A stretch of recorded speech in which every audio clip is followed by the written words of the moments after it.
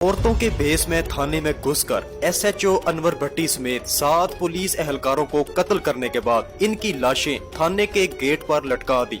ये एसएचओ अनवर भट्टी और पुलिस एहलकार इसके वालिद और भाई के कत्ल में मुलविस थे।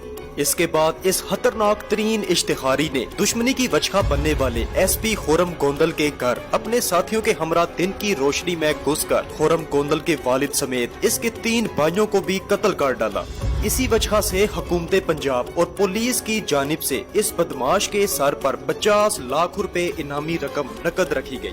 लेकिन ये मशहूर जमाना डॉन यहाँ भी नहीं रुका। सबसे पहले इसने अपने हमायत याफ्ता एक एमएनए के मुखालिफ को कत्ल किया और उसके बाद इसी एमएनए को भी उसके 2 बेटों समेत उनके डेरे में घुसकर मौत के घाट उतार डाला।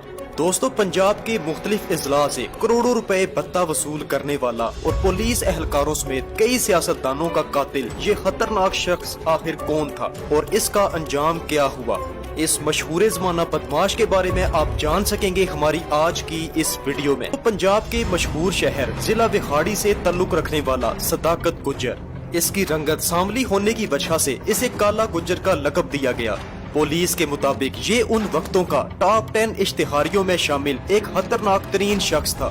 सन 1995 की बात है कि उस वक्त का एक एसपी खुर्रम गोंदल, जिसने काला गुज्जर के वालिद से 10 मरले कमर्शियल जमीन खरीदी, लेकिन जमीन खरीदने और कब्जा करने के बाद काला गुज्जर के वालिद को रकम अदा न की गई। इसका वालिद कई दफा एसपी खुर्रम गोंदल के पास रकम का मुतालबा करने गया तो एसपी खुर्रम गोंदल ने इसके वालिद पर नाजायज मुकदमात बनवाकर उसे जेल में बंद करवा दिया। काला गुज्जर के वालिद पर जेल में इस कदर तशद्दुद करवाया गया कि इसी तशद्दुद की वजह से इसका वालिद कत्ल हो गया। दोस्तों, इसके छोटे भाई इम्तियाज गुज्जर को जब अपने वालिद के हलाक होने की खबर हुई तो वो अपने वालिद की लाश लेने थाने में गया। पुलिस एहलकार और एसएचओ इम्तियाज गुज्जर पर खूब हंसे, जिसकी वजह से तैश में आकर इम्तियाज गुज्जर ने एक पुलिस एहलकार के सर में ईंट मार दी।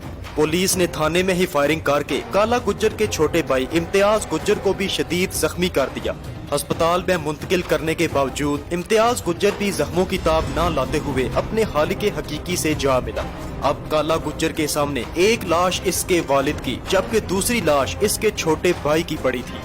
यहीं से इस शख्स ने जुराइम की दुनिया में कदम रखा और चोरियां डकैतियां इस तरह की कई वारदातें करना शुरू कर दी। इसने अपना एक ग्रुप बनाया जिसमें इलाके के मशहूर तरीन डकैत, चोर और मनशियात फरोश शामिल थे। दोस्तों, बताया जाता है कि ठीक 2 साल के बाद एसपी खुर्रम गोंदल की मुखबरी करवा कर काला गुज्जर और इसके साथी दिन की रोशनी में उसके घर में घुसे और एसपी खुर्रम गोंदल के बाप समेत उसके 3 भाइयों को कत्ल कर डाला। इस वकूआ के बाद काला गुज्जर अपने साथियों समेत फरार हो गया और इलाका गैर में भोला सुनियारा, जो कि मशहूर जमाना बदमाश था, उसके पास पनाह ले ली। इस वक्त काला गुज्जर पर कई संगीन मुकदमात दर्ज होने के साथ साथ पुलिस आए रोज इसके इलाके में मुख्तलिफ जगहों पर इसको ढूंढने के लिए छापे मार रही थी। जब पुलिस का बस न चला तो अदालत की जानिब से काला गुज्जर के सर पर 50 लाख रुपए इनामी रकम मुकर्रर कर दी गई। दोस्तों, ये उस वक्त की एक बहुत बड़ी रकम समझी जाती थी।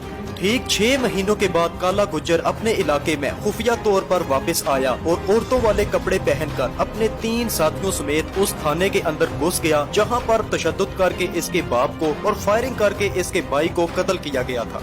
इस शख्स ने थाने में घुसते ही अंधाधुंध फायरिंग करके वहां पर मौजूद एसएचओ अनवर भट्टी समेत 7 पुलिस एहलकारों को कत्ल किया। फिर इनकी लाशें थाने के गेट के बाहर लटका कर खुद फरार हो गया। इस वकूआ के बाद पुलिस डिपार्टमेंट के साथ साथ पूरे जिला में इतना खौफो हरास फैल गया कि हुकूमत पंजाब की जानिब से पुलिस ने काला गुज्जर और इसके साथियों के खिलाफ ऑपरेशंस करना शुरू कर दिए। ये वो वक्त था कि काला गुज्जर की शोहरत अपने अरूज को पहुंच चुकी थी। इसका नाम अखबारों में आने लगा और बड़े इश्तिहारी ग्रुप इसको अपने ग्रुप में शामिल करने के लिए इसे दावत देने लगे। दोस्तों, ये सारी इन्फॉर्मेशन एसपी खुर्रम गोंदल की फैमिली से ली गई है। इन्फॉर्मेशन के मुताबिक महकमा पुलिस के कई एहलकार भी काला गुज्जर के साथ शामिल हो चुके थे और जब भी पुलिस काला गुज्जर के खिलाफ कोई ऑपरेशन करने की कोशिश करती तो यही पुलिस एहलकार खुफिया तौर पर उसे पहले ही बता दिया करते। बताया जाता है कि इस शख्स की मौत तक इसके पूरे इलाके और गाँव में पुलिस ने कभी भी दाखिल होने की जुर्रत नहीं की। ابھی کچھ وقت ہی گزرا تھا کہ اسی علاقے کے ایک MNA سعود گجر نے کالا گجر کو اپنے گروپ میں شامل کر لیا اور اس پر بنائے گئے تمام مقدمات ختم کروا دیے گئے۔ دوستو، کالا گجر اپنے مقدمات میں کئی دفعہ عدالتوں میں پیش ہوا، لیکن اس کے خوف اور دہشت کی وجہ سے اس کے خلاف کوئی بھی گواہی دینے کے لیے تیار نہ ہوا۔ MNA سعود گجر کے کہنے پر پولیس نے کالا گجر اور اس کے ساتھیوں پر بنائے گئے تمام قسم کے مقدمات ختم کر دیے۔ دوستو، کالا گجر پر بنوائے گئے مقدمات ختم کروانے کی وجہ ایک ہی تھی کہ MNA سعود گجر سیاسی طور پر اس شخص کو استعمال کرنا چاہتا تھا۔ اور پھر ہوا بھی کچھ یوں کہ ایک الیکشن میں MNA سعود گجر نے اپنے مخالف جاوید چٹھا کو الیکشن کے دن ہی پولنگ سٹیشن پر کالا گجر اور اس کے ساتھیوں کے ذریعے فائرنگ کروا کر قتل کرا دیا۔ سعود گجر کے سب سے بڑے مخالف اور MNA کے امیدوار جاوید چٹھا کے قتل ہونے کے بعد یہ الیکشن سعود گجر جیت گیا۔ جاوید چٹھا کے قتل کے بعد اس کے دو بھائیوں نے کالا گجر پر کئی بار قاتلانہ حملے کیے، لیکن یہ شخص ہر بار زندہ بچ نکلا۔ دوستو، جب کالا گجر اور اس کے ساتھی قابو میں نہ آئے تو چٹھا گروپ کی جانب سے لاہور کے اس وقت کے مشہور زمانہ بٹ گروپ اور جٹ گروپ کو کالا گجر گروپ کے خلاف استعمال کیا گیا، لیکن کالا گجر کچھ عرصہ کے لیے خاموش رہا اور ایک دن موقع ملتے ہی کہ چٹھا گروپ کے دونوں بھائیوں سمیت بٹ اور جٹ گروپ کے 7 افراد کو لاہور مزنگ چوک میں قتل کر ڈالا۔ اس حملے کی مخبری کالا گجر کو چٹھا گروپ کے ہی ایک شخص نے دی تھی، لیکن ان وقتوں میں کالا گجر اتنا طاقتور اور با اثر ترین شخص تھا اور اسے اتنی بڑی سیاسی پشت پناہی حاصل تھی کہ پولیس نے ان قتلوں کے مقدمات اس کے خلاف درج نہ کیے۔ دوستو، آخرکار 98 کی دہائی نے کالا گجر اور اس کے گروپ نے لاہور، فیصل آباد اور کئی بڑے شہروں سے 2 کروڑ روپے کے قریب بتہ اکٹھا کیا، اور MNA سعود گجر کو جب اس بات کی اطلاع ہوئی تو اس نے کالا گجر سے کہا کہ اس بتے میں سے آدھا حصہ مجھے دو۔ کالا گجر کے انکار کرنے پر MNA سعود گجر نے پولیس کی مدد سے کالا گجر پر کئی قتلوں کے مقدمات دوبارہ سے اوپن کروا دیے۔ یہیں سے ان دونوں شخصیات کے درمیان شدید اختلافات زور پکڑ گئے۔ پولیس نے MNA سعود گجر کے کہنے پر 4 دفعہ کالا گجر اور اس کے ساتھیوں پر قاتلانہ حملے کیے، لیکن کالا گجر خوش قسمتی سے بچ نکلا، جبکہ ان حملوں میں اس کی ایک ٹانگ ضائع ہو چکی تھی۔ دوستو، بتایا جاتا ہے کہ کالا گجر دوبارہ سے علاقہ غیر میں فرار ہو گیا اور وہاں جا کر اس نے MNA سعود گجر کو فون کیا کہ میں آپ سے معافی مانگنا چاہتا ہوں۔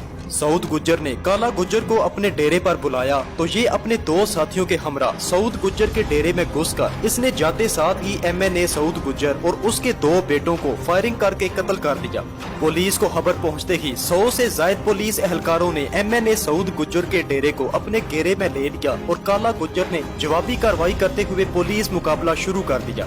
اس پولیس مقابلے میں 2 پولیس اہلکار بھی مارے گئے تھے اور کالا گجر کا جب اسلحہ ختم ہوا تو پولیس نے ڈیرے میں گھس کر کالا گجر پر اندھا دھند فائرنگ کی اور اس شخص کو بھی موت کے گھاٹ اتار دیا۔ اس کے قتل ہوتے ہی اس کے باقی کے تمام گروپ کے ساتھیوں کو سزائے موت سنا دی گئی اور کچھ کو تاعمر قید کی سزا سنائی گئی۔ دوستو، آج کی دشمنی کی داستان آپ کو کیسی لگی اور اس کے بارے میں آپ پہلے سے کتنا جانتے تھے؟ اس بات کا اظہار کومنٹس باکس میں ضرور